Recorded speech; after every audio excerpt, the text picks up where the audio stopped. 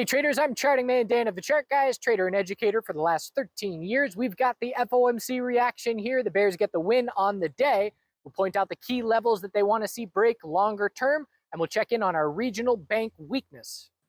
So looking at the FOMC reaction on the 5-minute time frame for SPY, we had the initial reaction of the 25 basis points, but that was priced in, and it was Powell speaking when the volatility picked up a bit, and we had a really nice tightening range as things settled in, and a triple bottom down at 410.30. So 410.30, 410.43, 410.36, and then we finally roll over and broke it. So there were trades in both directions. The bulls were playing off support and eventually would have stopped out, and bears playing off the lower highs or shorting the break of 410.30, which followed through, nice enough for a solid trade, or waiting for the break of 410.30 and then watching the back test.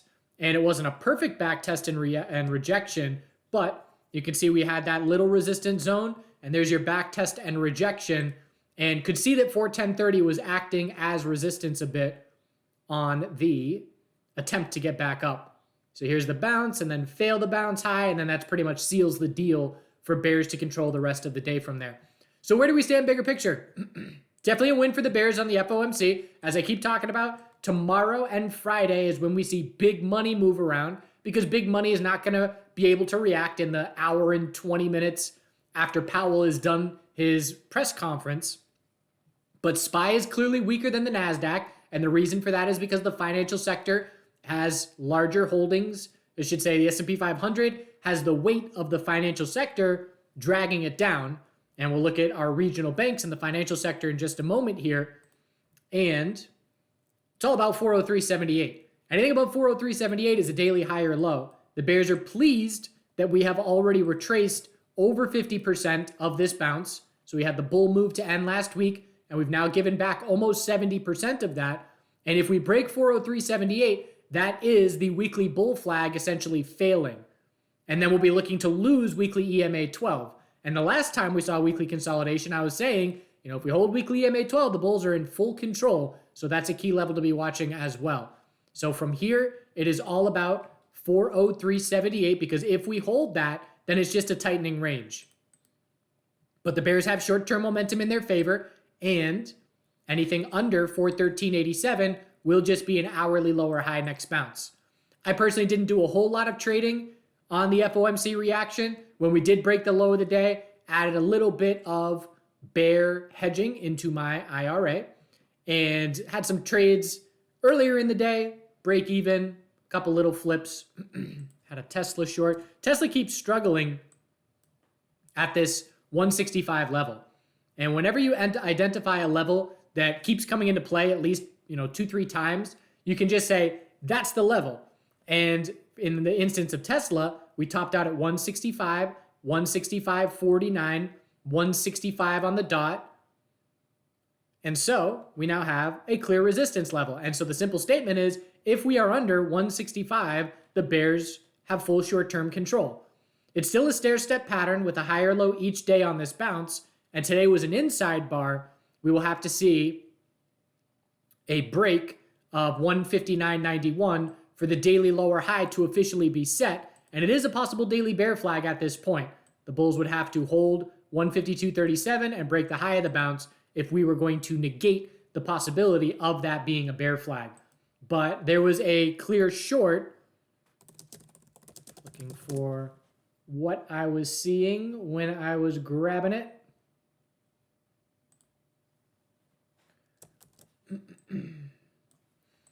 So this was just a day trade. I think this was my most successful day trade of the day. Not a very eventful day overall, but I always take it easy on the FOMC days. So we were going straight up on the morning. It was all bull control. And at that point in time, we had a tightening 2-minute range here, little 2-minute tightening range. And I said a bull break with no follow through would get me interested in a short for 15-minute consolidation, because we had no consolidation at that point. And so I was looking for a break of 164.86 with no follow through to then short. So as soon as I see a bull break, new high of the day, right into the start of consolidation, I jump in, short 164.80s right off that high of the day, and stop over, it's supposed to say 165, low risk top fish. And then just scaled out into that drop and was all out at 15-minute EMA 12 because that's what my target was. And we then bounced off of that before rolling over. But look at these tops. Not only do we have the tops on the daily, look at the tops today. 1, 2, 3, 4, 5 rejections. Bears just all over that level. The NASDAQ is still stronger. And so if I am a bear in the broader market, you really want to see the NASDAQ start to weaken, because the NASDAQ is the saving grace for the bulls at the moment. We've retraced 50% on this daily consolidation. Anything above, on QQQ here, anything above 309.89 is a higher low, which means we can pull back 2% before we get to that level. We double topped at the high of yesterday by 2 pennies before the bears took over. And the key to QQQ is going to be our lead bull generals. And I just mean the strongest of the strong, and that is Apple with earnings tomorrow, hitting a new 8-month high today. And that is Microsoft, which is starting some daily consolidation as well, but again, still very healthy. So these are the 2 most influential, strongest QQQ-related charts. And so if you want to see the market roll over and see fear and weakness, you want to see Microsoft get into this gap fill. You want to see Apple have a bearish earnings reaction and break 162.80. And then, we've got financial sector fear. We have that. We don't have tech fear. And if you want big drops in the market, and if you want bear control for weeks, you need fear in the NASDAQ. And so, on the financial sector, we closed at the low of the day. Daily downtrend on XLF, lower high and lower low. So the weekly consolidation is continuing. And we have KRE, the regional banks, fresh lows. Just broke the low of yesterday at the end of the day today. And you've got PACW, which had all the halts on the way down, and Zion, all these names still weak. Daily inside bars on them, but clearly still weak. So regional bank lead bears. IWM is a lead bear as well, still in a daily downtrend. Upper wick, anything under 177.34, just a lower high. Semiconductors, daily lower high is set. We had AMD earnings reactions yesterday, and that was a bearish earnings reaction into fresh lows. NVDA, daily consolidation underway, still an uptrend. So watching to see if NVDA starts to weaken, because NVDA divided by QQQ is still showing relative strength, and NVDA divided by SMH is still showing relative strength. Have to see that turn into relative weakness for it to be a lead bear. But the semiconductors, now the question will be, same thing as QQQ, do we drop to the lower low on the daily, or do bulls form a daily higher low and try and shape up a trend change? Tomorrow's a pretty important day. If we have another red day tomorrow in all of our sectors, XLV, XLF, QQQ, that is going to be some nice conviction for the bears. But if we're green tomorrow, it's right back into our sideways, choppy, not really clear zone. So tomorrow's an important day for me. Again, when we see that capital move around. But if SPY has a green day, we're still very range bound over the last month. And QQQ, same thing. If we have any green tomorrow, we're just sideways for the last 5 weeks still, pretty much. So bears have short-term momentum. We'll see if they can keep it tomorrow. We're up a little bit after hours right now. Nothing very notable. Healthcare, clear short-term resistance zone. 134.85, 90, 76. So that's 3 tops within a 14-cent range. So bears have short-term control as long as 134.90 is resistance. And we're looking down at 132.68 support. There were some headlines. We had Eli Lilly with Alzheimer drug breakthrough, or it went well. Let's just say that. So Eli Lilly is in full blue sky breakout beast mode. And you can see the last 2 months has been a monthly bull flag confirming into all-time highs. And today was just the icing on the cake in response to those results. And so that's definitely helping keep the healthcare sector stronger. And the biotech sector as well. I forget what the individual ticker was, but there was a biotech sector up 90-something% pre-market. And so the biotech bulls remained very strong. They just traded sideways all morning. And this is a mistake from me because I got bored with this sideways range. And I was able to recognize, this is clearly bullish. We have a double top of resistance here of 82.80 and 82.67, and we were trading sideways right under a double top of resistance. That in itself is not necessarily really bullish, but if you look at this from 9:50 to, let's just call it 11:50, 2 hours of sideways, at the same point in time, QQQ from 9:50 to 11:50 was doing this, which is obviously very different than sideways. That's a clear downtrend. So the relative strength persisted, and then once the NASDAQ and other sectors were able to find a low of the day, the biotech sector bulls just took over, and this looked to me a lot like automated buying.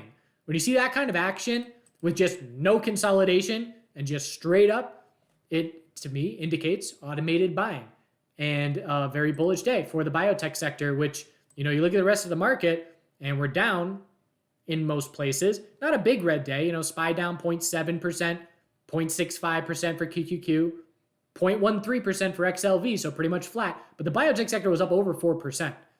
So if you just look at the biotech sector, it's a very bullish day. And so we're back to the highest levels that we've seen here. We broke 84.29. So highest levels that the biotech sector has seen in over 2 months.